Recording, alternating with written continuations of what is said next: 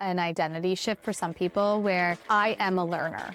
I embrace change. And if we hold that core to who we are as a person and our identity, as new tools pop up, you want to be in the mix because you are someone with a curious brain. You are somebody who likes to learn. You are somebody who wants to try new things. Anybody else have work up in the air and curious about what the future holds, maybe even looking to reinvent themselves? Then join in. Let's do this. Welcome in, my reinventing friends. And one of the things that I spend a lot of time thinking about, and I know that you do too, is how dramatically work is changing right now. Whether you're a founder, an executive, leading a team, working on a team, in the throes of change, or even looking out on the horizon to reinvent your career, it feels like the pace of change has gone from fast to relentless. AI is accelerating everything. Expectations are rising. Everyone is being asked to do more with less, and stress levels about the future are huge. Now, almost everyone I talk to is navigating uncertainty while simultaneously trying to manage their own anxiety about the future and create a sense of clarity for everyone else around them. And that's why I'm excited about today's conversation. Now, I don't usually invite other coaches onto the show, right? I'm normally focused on reinventors, builders, and thought leaders from a wide range of industries, but today's guest sits in a unique position. She works with executives, founders, and leadership teams across some of the most demanding organizations in the world, giving her a front row seat to what people in the workplace are actually struggling with right now and what's helping them succeed.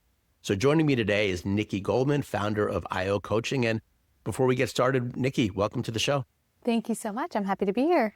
Yeah, super pumped for this. I met Nikki at a conference called Transform, and instantly it was like, we're so resonating on some of the basic things we talked about. And before founding IO, Nikki held founding and operating roles at high growth startups, including WayUp, which was later acquired by Yellow, as well as leadership roles at companies like Red Bull. And today she coaches executives across hedge funds, private equity firms, Fortune 500 companies, venture-backed startups. And she helps leaders drive results while navigating what we're talking about, right? Complexity, growth, and change. And she brings a rare combination of operator experience and executive coaching expertise, which makes her perspective especially valuable at a moment when the very nature of work and success seems to be evolving in real time. So Nikki, let's start with this, right? From your vantage point, what are the biggest shifts you're seeing in companies right now as AI and rapid technological change continue to reshape the workplace? Gosh, I feel like we're talking about this every session across all industries. And the people who I coach are usually leading big teams, if not the full organization. And so what's on their minds as it relates to change and transformation is really just adoption. It's how can I get the people in my company thinking this way? How can I get them to be driving this change, driving new initiatives, bringing to the table new ideas? And really at the end of the day, they just don't want their employees to be scared of it, right? They see some people are tepid or hesitant because they feel like it might be taking their jobs. But if we're doing our jobs right, actually, we're the ones who are suggesting it, learning it, implementing it within the org.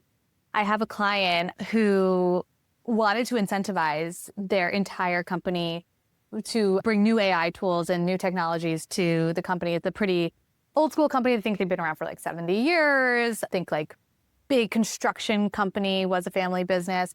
And they really want to be a leading driver in AI. So they incentivize the whole company. Anyone who submits any sort of AI tool with a little brief on how they would use it gets a $500 gift card. If it gets implemented, they get a $5,000 bonus. And so this was like, I did no bad ideas, bring everything to the table. We want to hear from you. We want you thinking this way. And it was super successful. I think that spans all my companies, though. They want them engaged and they want bringing ideas. And really a great idea now can come from anyone, no matter what level of seniority you're at.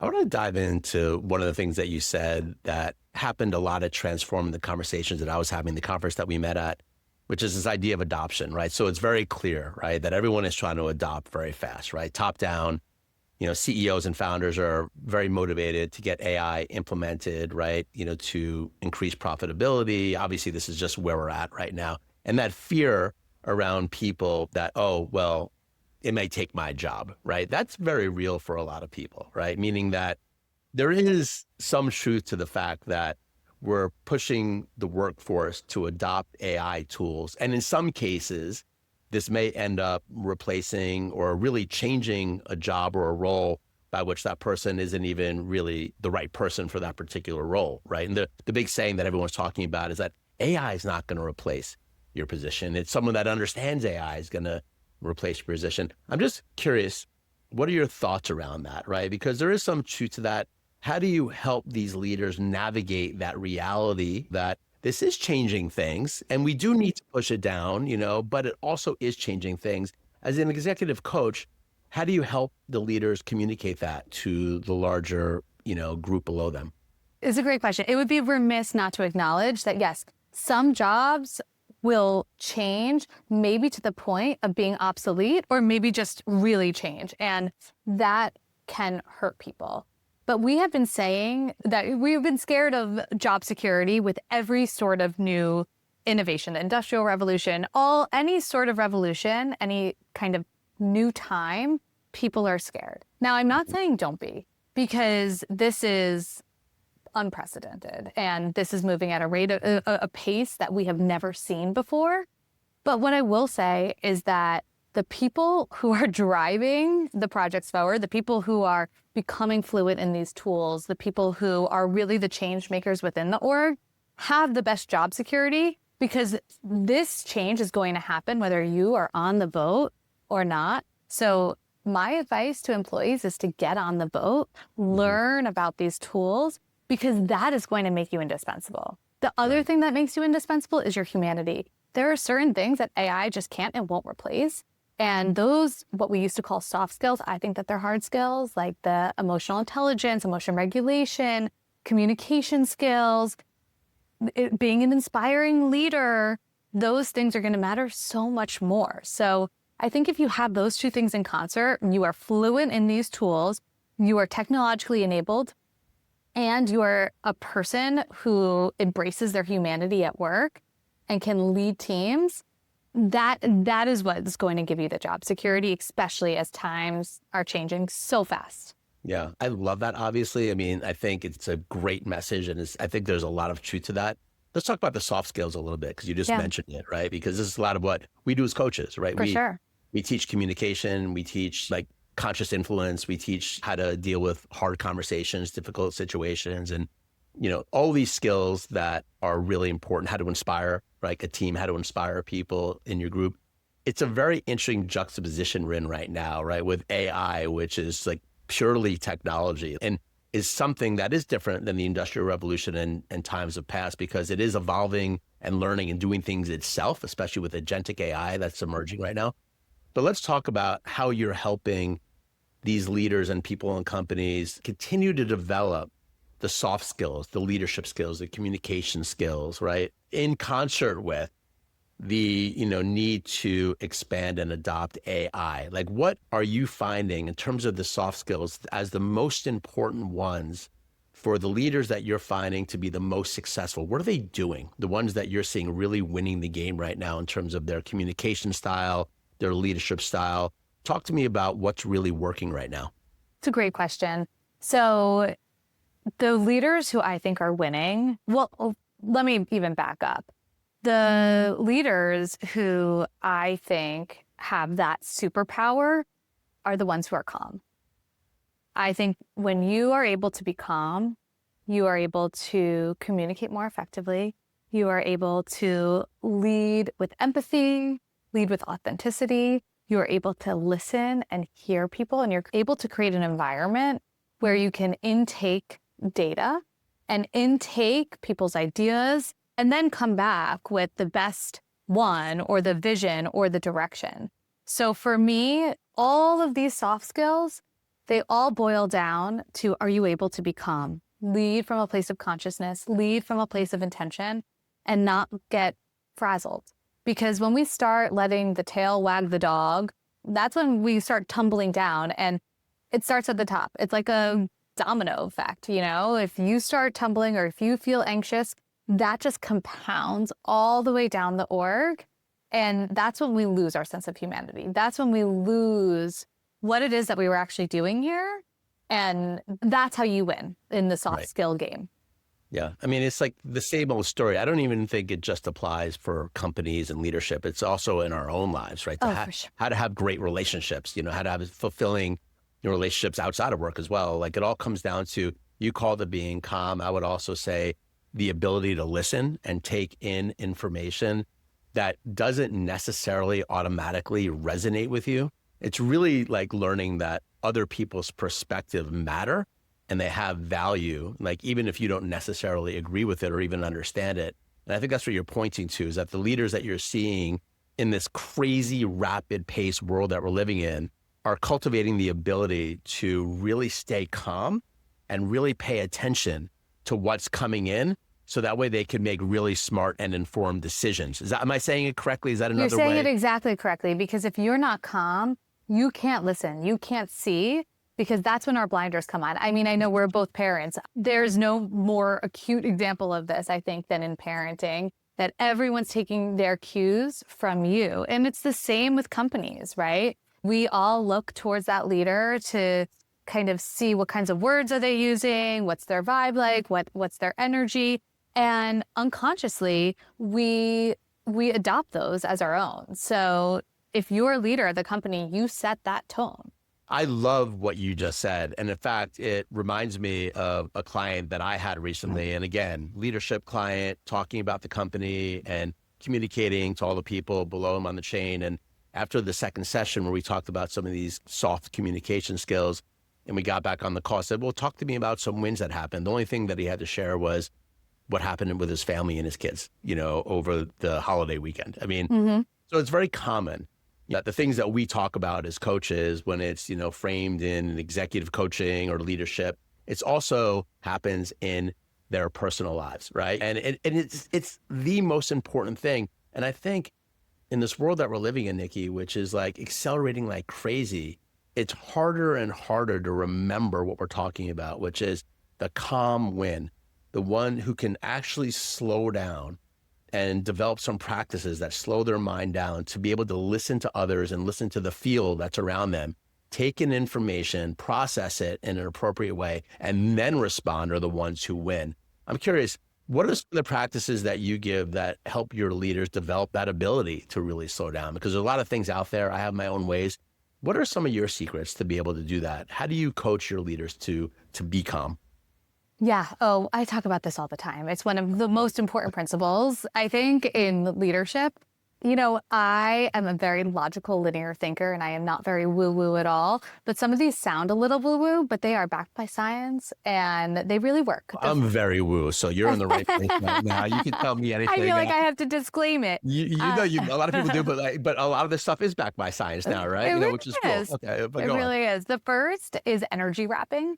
So I teach all of my clients how to do this. So first is that we pick an intention, pick an energy. So maybe I want to come into my day with collaborative energy, or maybe I want to go into this meeting with conscious energy, or maybe I am going to have a tough performance review and my energy that I pick is calm. Then I assign a color to it. So let's go with the calm, because we've been talking about this for a while. Maybe my calm is like a light blue for me. That's the color I'm going to pick. Right before the meeting, we close our eyes, take a few deep breaths, and we visualize that color wrapping our entire body, wrapping our body in that energy, our intention. And we've picked some sort of affirmation, some sort of mantra. I am calm, cool, collected. Nothing can shake me. I know who I am, and I know who I am as a leader. And this is what I'm going to bring to the table. Whatever you choose, whatever feels right for you. And for 10 seconds, you just picture that color wrapping your entire body.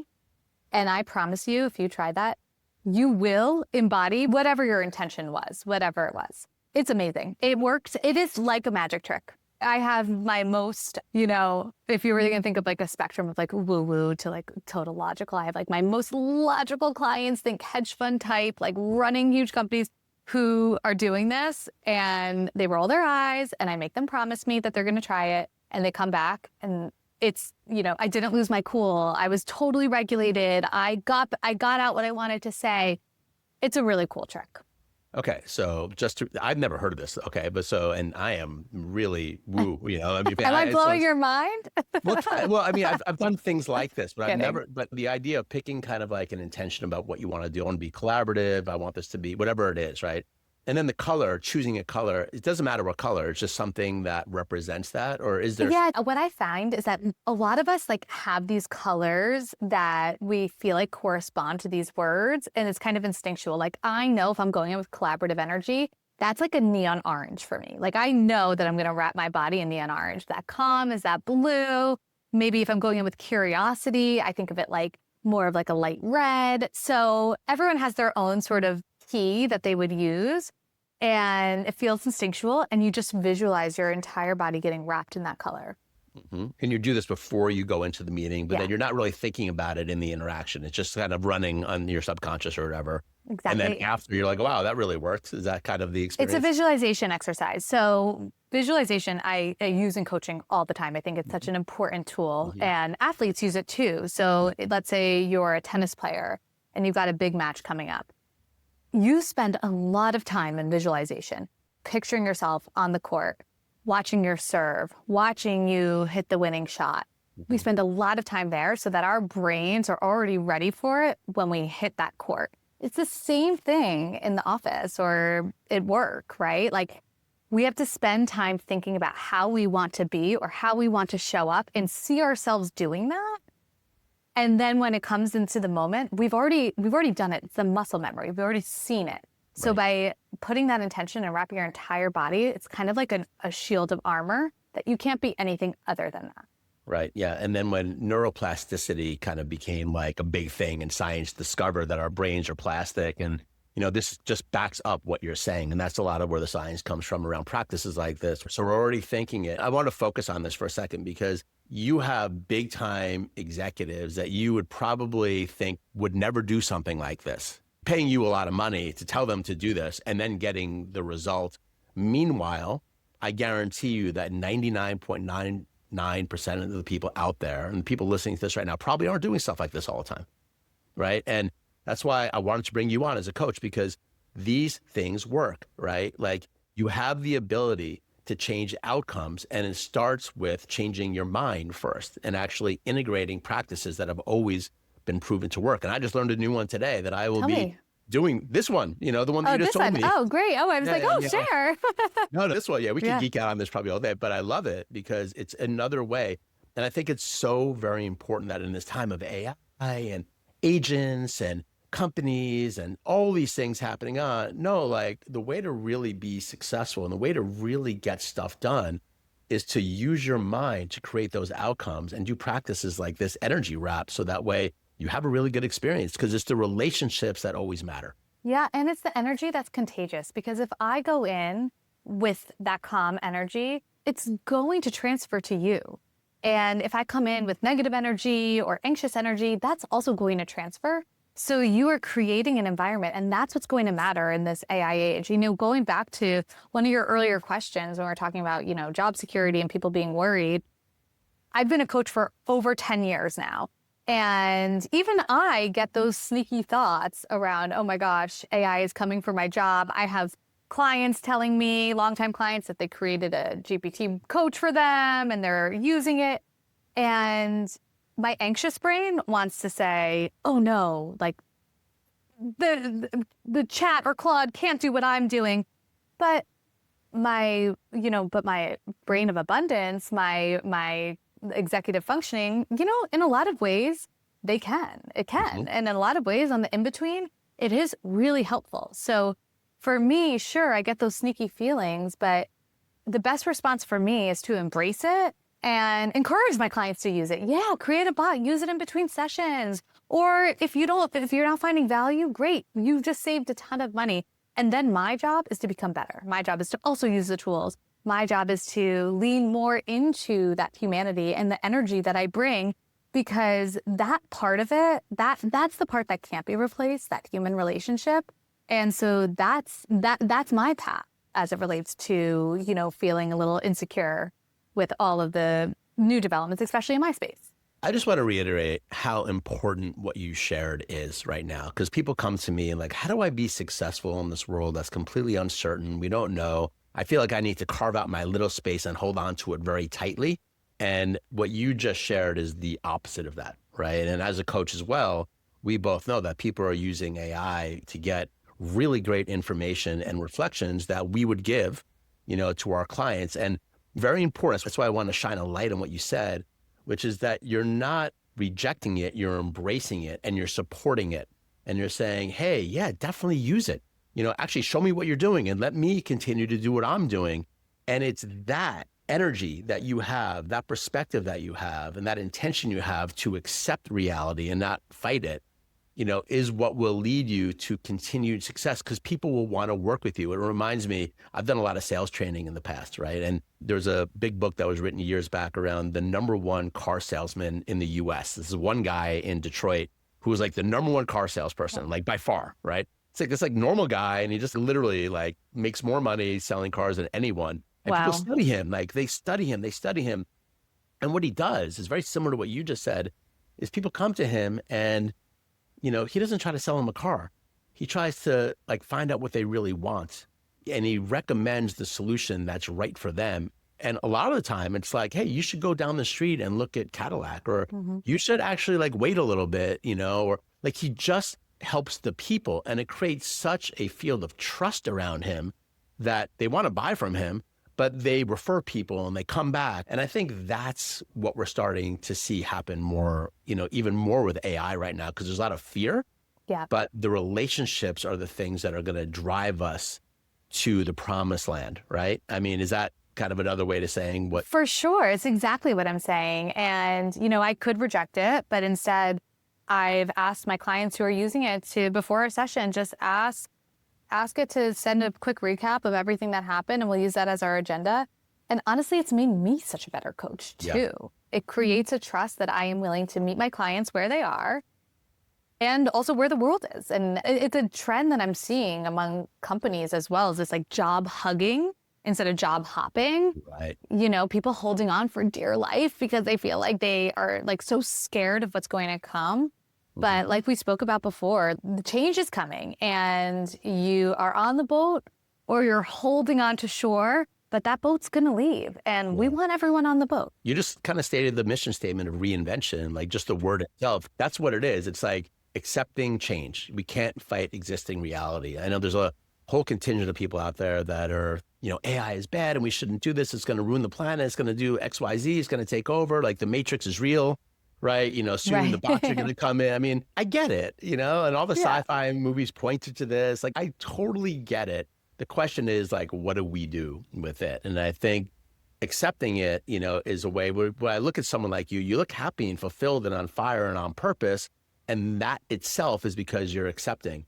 So I want to switch gears a little bit. I want to talk a little bit about something that we probably both deal with a lot. I know a lot of my listeners deal with, which is like the experience of being burned out, the experience of kind of, man, I'm burnt. There's a lot of stress and anxiety, that I'm dealing with as a leader, as a founder, or in whatever position they may hold. Have things changed? Like, how do you coach people through burnout in this AI world when it feels overwhelming? Like, what are some of the things that you look at or ways that you help people navigate or shift that framework from this is too overwhelming and hard and I'm going to get stuck or whatever it might be, over into being more empowered, right? And I'm just curious, has AI brought in a new layer of this that we haven't seen, let's say 5 years ago, that is now impacting your clients in new and different ways? It's a great question. I think we throw around the word burnout a lot. And true burnout is, when you have no gas left in the tank. And oftentimes people will feel that they're burnt out, but it's actually not that.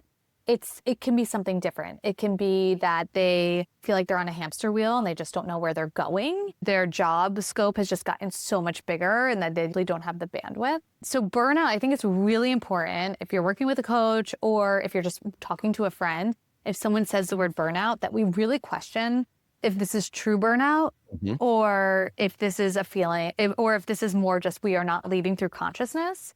And we are letting autopilot do the work and it's catching up to us and we're just kind of like on the track sprinting. So I think making sure that we're talking about real burnout first, that is the first order of business. Yeah, I mean, look, it's a medical term now. I mean, you can't just Yeah. like say the word. I work with a lot of doctors. I mean, I have worked with Kaiser Permanente, and like I've seen levels of burnout that I didn't even really know existed. Yeah, no, it's not like, oh, I compare you to you, but I'm just saying, I think you're right. I mean, I think there really is a spectrum, when it comes to burnout that, yeah, I mean, we need to first self-assess what that actually like means, right? And so exactly. like in terms of the leaders that you're coaching, what is one thing that you believe that leaders and people that are in positions of authority, whether in a company or even in their life, right, should stop doing immediately if they want their teams to perform better in this environment, right? So like from your standpoint, like what is one thing that you're seeing that leaders are doing, because maybe they're stuck in the past or old ways that they need to move away from, right, in order to get alignment and flow and energy working, on their team? That's a great question. I think that there's a lot of ways technology can fill in gaps, but the thing that it really can't do, and it is the leader's job, is to not only set a vision, but to bring your teams in and have buy-in on what that vision is, and they understand what their own mini vision is, that it's actually theirs. That is something that they have articulated themselves, something that they have memorialized, and something where they know what the goalposts are. Because we can fill in a lot of that work, but if we don't know exactly where we're going, we're never going to get there. And we want everyone to feel like they're in the driver's seat. So if I'm a team lead and I'm like, all right, we're going to California, figure it out. Like I might end up in San Francisco and my teammate might end up in LA and someone else, like they're in Sacramento. And actually all those are pretty far away. And in the end, we're still siloed.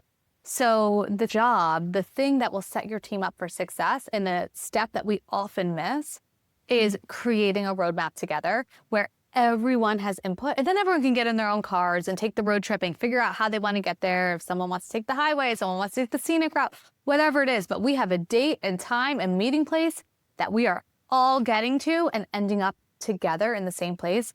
That's teamwork. That's how we build teams, high performing teams.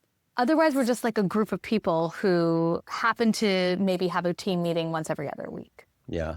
I'm going to go a step further on that because talking about AI and what's actually happening, have you heard of G-Brain? Has that term hit you yet?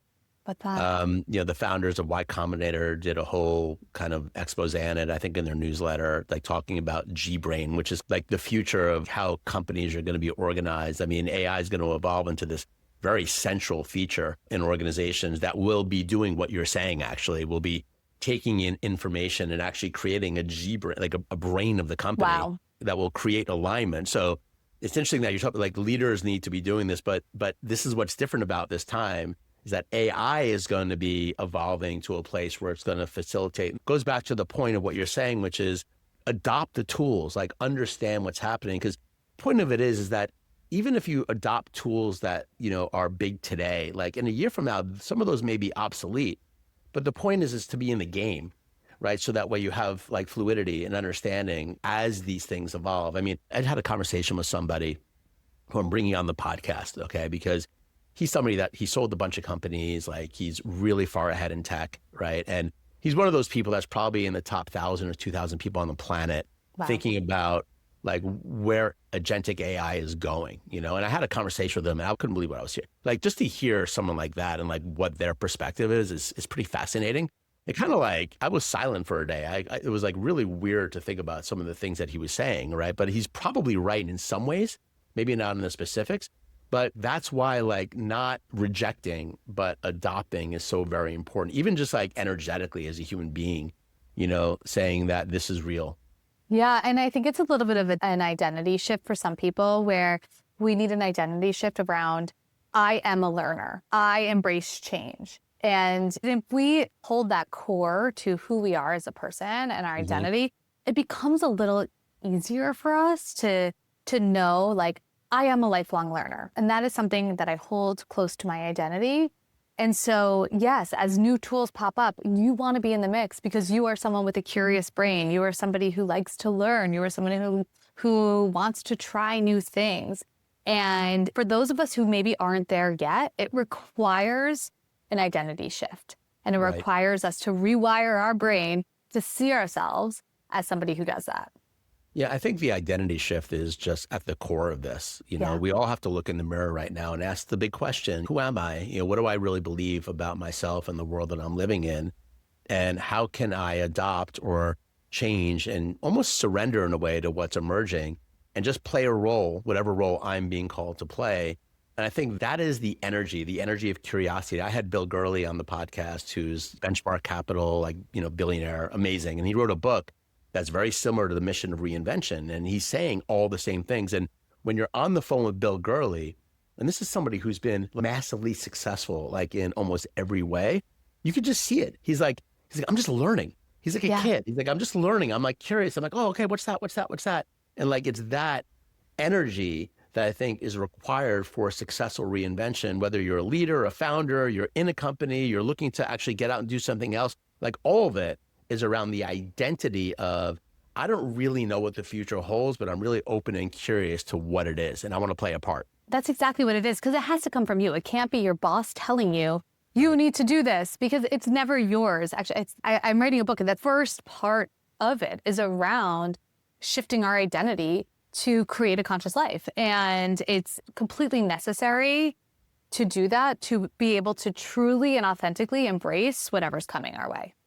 Let's talk about your book a little bit, because that was one of the conversations that we had. I mean, I know you have a framework. I think it was Ready, Set, Go. The book is called Stuck in Motion, but the framework that I use with my clients, I just call it Ready, Set, Go. It's a 3-step framework. Let's talk about that, because I think the book will probably represent the framework that you use. But talk to me about your framework, because I love this, right? I love hearing other coaches and people that do this for a living for a long time. What are the basic frameworks for how do we be successful and navigate this? We bounced around a lot of ideas, but now let's kind of put it together. Nikki Goldman's framework, right? Like, tell me what the general framework is that we can, take notes, and take away and practice it today. Sure. Yeah. I mean, so this was all born because what I noticed at a high level, if I was just taking all my clients spanning different industries, there's this feeling of stuckness that I've been kind of getting from my clients for the past few years. It's that feeling of, I know I'm on fire. I know that I'm so busy. I know that my weeks go by and I'm juggling so much and I don't have any time to even eat lunch. But then at the end of the week or the end of the month, I ask myself, what did I really do? And it's really hard to answer that question. And these are CEOs of companies that you've heard of saying this. And I call it stuck in motion, because you're in motion, but you're also stuck. And it's this hamster wheel of of the tail wagging the dog, of not being able to wrap your arms around whatever it is you're working on, find that North Star. So over time, and this has been a long time, I started coaching through this framework, and then it kind of naturally came together. I call it Ready, Set, Go. So step one is ready, and that is to set the vision. And it's not goal setting, or it's not like, give me your perfect day in 2 years, that kind of self-helpy exercise. This part is around identity. This part is, who do I see myself as? How do I want to be? What is the energy that I give off? And what kind of person am I? So perhaps it is around, I am someone who embraces change. I am a lifelong learner. I have an optimistic outlook on the way the world is going. Things like that is how you do step one, which is set your vision. Now, step two is, in Ready, Set, Go, is on set. And this is the hard part. This is the part where you have to be really honest with yourself. And this is the part that you really need some sort of thought partner or coach to help you to understand where you are today. What are your blind spots? Who have you really become? And this part's hard because, it's very hard to give feedback, and your team can't be completely honest with you because they're a little bit worried about, their own job. And they're also a little bit worried about how it might come off, your reaction. Your peers just see a slice of the pie. But your boss also just sees a slice of the pie too. But, they're usually stretched really thin and they don't have a real full view of everything that's going on below you. Your partner or spouse, they're caught up in your relationship in different ways. They can't give honest feedback. Your friends typically are too kind to you. So you really need a coach or a therapist or some sort of thought partner, even a ChatGPT or a Claude, to just input so much into to really see yourself, who you are, where you're starting. And then go is the heart of the whole framework, step 3, where we talk about momentum. So if you remember, we talk motion is harmful. Motion is just when you're moving and it feels really good in the moment because you get a dopamine hit when you cross things off your list or you finish a meeting, it's done. It's that like slam your laptop on a Friday afternoon feeling. But what we want is momentum. Momentum is motion plus direction. And so that's when we set the direction and we create momentum loops with my clients. And so momentum is a compounding effect. So if you commit to getting, 1% every day for a year, you're not 165% better. It all compounds over time. So it's a really helpful tool. And so I do something called the Friday close with my clients where that's how we build our momentum loops. And I can get into that if you want. Momentum loops. Just talk to me about that. I love it, by the way. Tell me what you mean by momentum loops. We're going to get a little deep into the coachy stuff here, but I'm really curious, like what that actually means. Yes. So this was all built on a quote that I had heard a while ago. So Hemingway had this quote, and in so many words, it was about how hard it is to start writing after taking a break. So a trick that he did was that he would stop writing mid-sentence so that on Monday, he knew exactly where to pick up for the week. Then it flows and then you have momentum, then you're in the groove, especially if you have direction too. So you have motion plus direction equals momentum. So that inspired me to create momentum loops with my clients.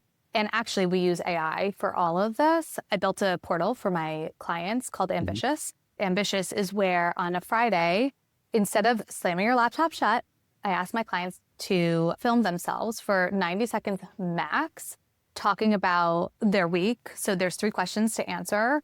What did I do this week? How did this week feel? And what do I want to do next week? And they have to film it for 90 seconds and they upload it to Ambitious, which is my portal for my clients.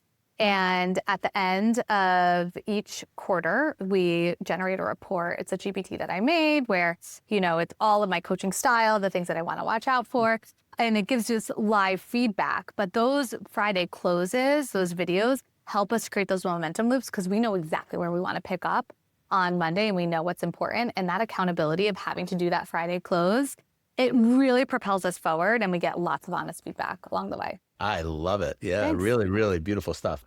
We're getting to the close here because I could go a million miles deep into your work. Yeah, and I'm ditto. excited for your book to come out. When is it coming out, by the way? Just real quick. When do you Fall think 2026. It's with the editor right now. Oh, cool. So it's coming out soon. Yeah, Right. So soon. we'll be in touch on that. We'll let everyone know when that goes out. I want to close this out just a little bit about your reinvention, right? So one of the things that we talked about just when we were chatting about doing this podcast, you're like, well, I don't really have much of a social media presence, right? I haven't really done that. Clients just come to you, right? And you're writing a book right now, right? And you're asking me about running a podcast, right? And I can even see you getting a little nervous right now, but this is what we do here, right? I know. You're also reinventing yourself here, right? And you're stepping into maybe a new role for yourself. So walk us through right now what's going on with you. Even just saying yes to doing this podcast, you had a little bit of nerves, right? Totally. This is new for me. All of this is very, very so talk to me about it, new. because I want to just frame it out, because one of the things that I definitely recommend for a lot of my clients, not everybody, but is to start looking at how they can express themselves in different ways, right? And that doesn't always mean that you're going to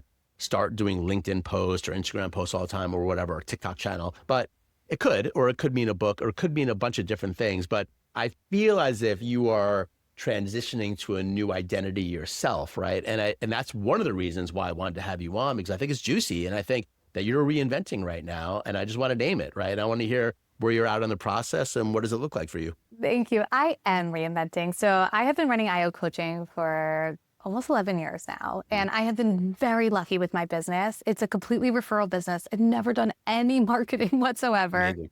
Thank you. Yes. And I've just relied on the good work that we've done. And it's worked really well. I have a team of coaches that are distributed around the country.